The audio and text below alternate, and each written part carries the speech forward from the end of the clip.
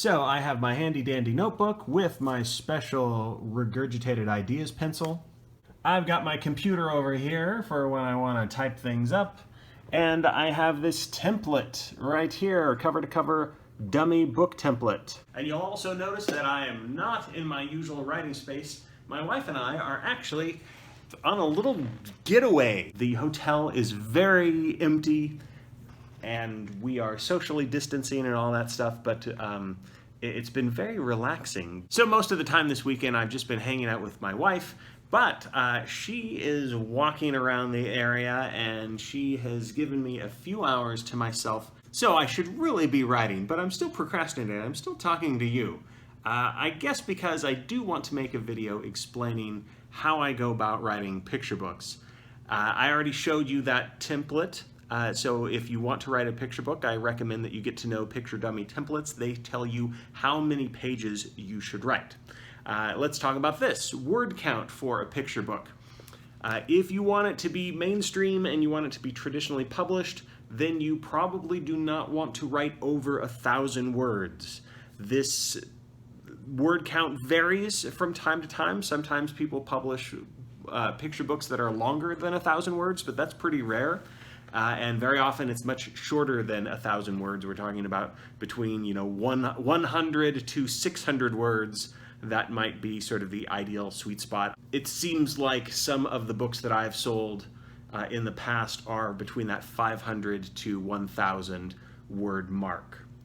I don't know how long this one's going to be, but I know how many pages I want it to be. All right, so I'm going to be aiming for 32 pages, and not all of those pages will necessarily need, text or story on them. Some of them I might be trying to visualize. Now, I'm not planning to be the illustrator for this book. I do draw comics and things like that, but I'm not nearly as good of an illustrator as the professionals are, so I'm going to stick to the writing. Sorry, there's been an interruption. I'm being distracted from my distraction. I'm procrastinating from my procrastinating because my daughter told me that I need to watch David Lynch's Number of the Day. Here we go for today's So let's see what his day's number is. November 6th. We love watching David Lynch's Number of the Day. He's been drawing a number. We've been waiting for 7 to come up. Numbers 1 through 10. Please, come on. Swirl the numbers. If it's a 7, it means I'm going to write a great book today. Pick a number. Today's number is 7. Yes! All right, now that we've been given our blessing from the iconic filmmaker David Lynch, we're ready to start our picture book. What I'm going to do is use this journal, and the reason why I'm using a journal instead of just a regular sheet of paper to start my draft of my picture book is that I want this to be not just a combination of words, but of pictures. Now, I might just be drawing little stick figures of people. There's a stick figure that's, being electrocuted or something like that. And the reason why I want to have simple drawings is because I want to be able to visualize the story as well as write the story. Not everybody needs to do this when they're writing their own picture book. If you're not the illustrator, you might not care. But I do care, and here's why. It helps me imagine that this is a physical copy of a book, because that's what I want my picture book to become. So that means, following the template that we have over here, I can mark something that is very similar to a picture book. This is the title page. It's very hard to write words while I'm holding the camera. So this is the title page. I'll put my title on here. I'm just going to be using the top half of this journal, by the way. And that way I have room to write notes down here, and I have hopefully enough space to write a very rough draft with the little stick figure illustrations here. So title page is going to be there. This next one. This is going to be the pub page. This is where it would have information about copyright and who the publisher is and things of that nature. And over here, this is going to be the dedication page. I don't know who I'm dedicating this to because I haven't written it yet, but I just like doing this. So now this,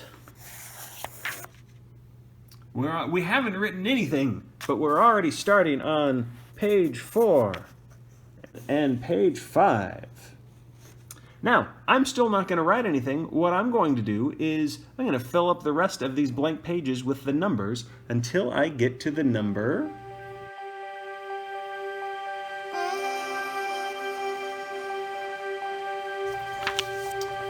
32. All right, so I have written nothing but numbers. But here's why this is important. So I could be writing on, a Word document or a Google Doc in a digital space, but I feel very hands-on when I am working on picture books. And so that's why, for myself, I like working with actual paper.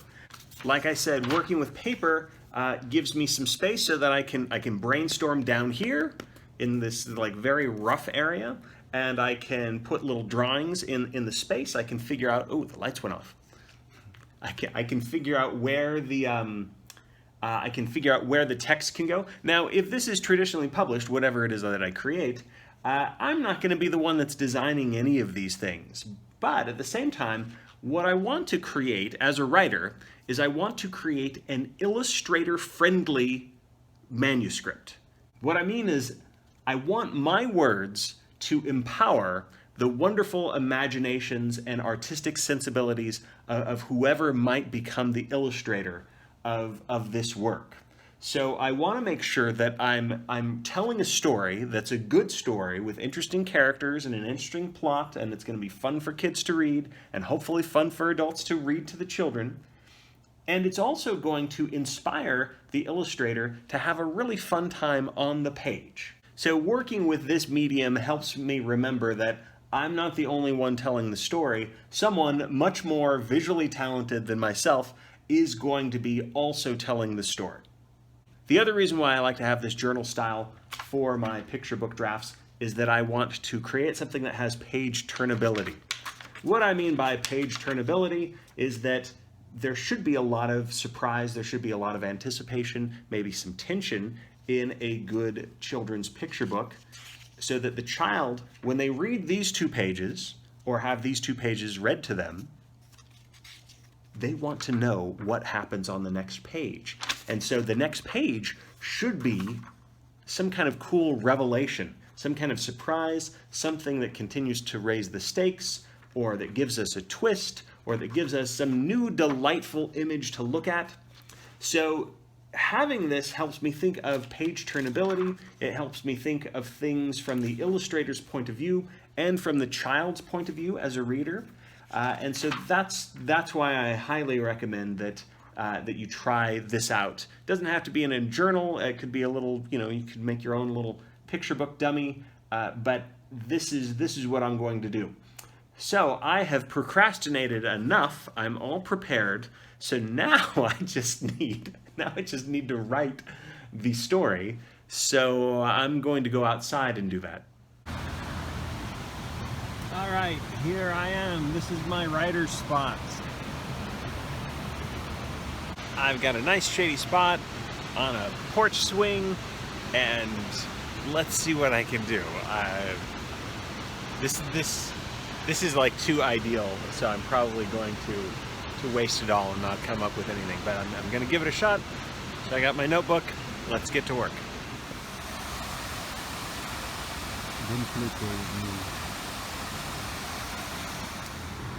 All right, so I'm doing it. It's been happening this hour. I've been making sketches. You can see that I'm writing notes. This looks like much what I just showed you, but it's progress, and I'm actually at the climactic moment of the story, but I'm trying to find the best words, put them in the best order. I'm going to walk around a little bit since I'm on track and make sure that I can get the best moment onto the page within the next hour.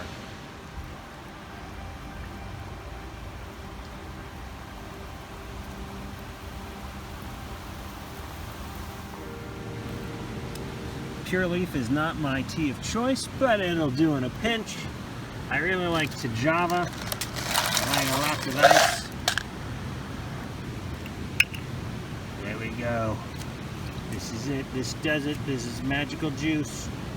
Okay, so I finished the first draft, and I feel good about it.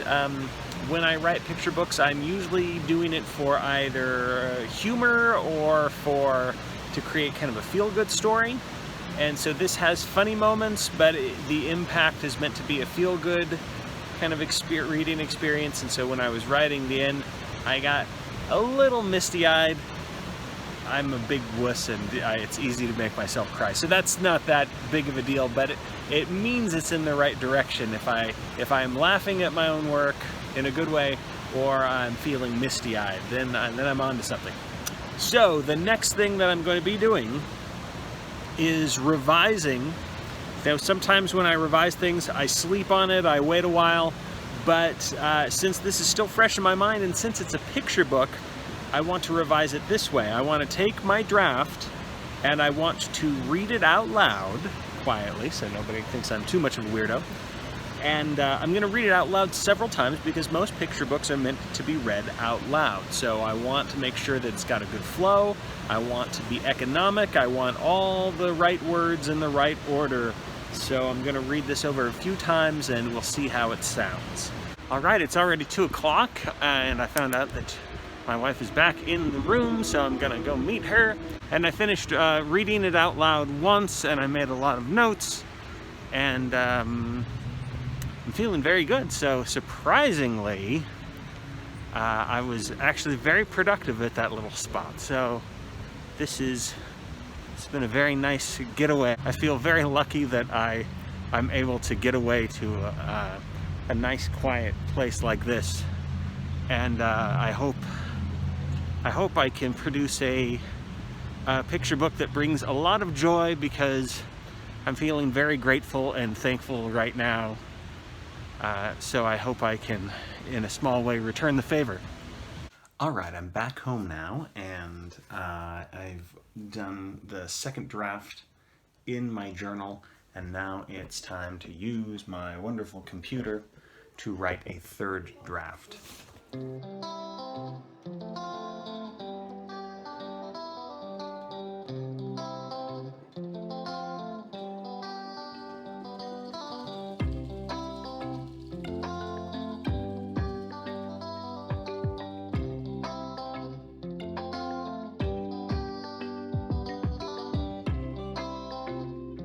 Alright, I've got the ending typed in my computer, and now I'm going to read it out loud one more time. Right, I feel good. I feel great about this story, so there's just one more thing left to do, and that's hit send.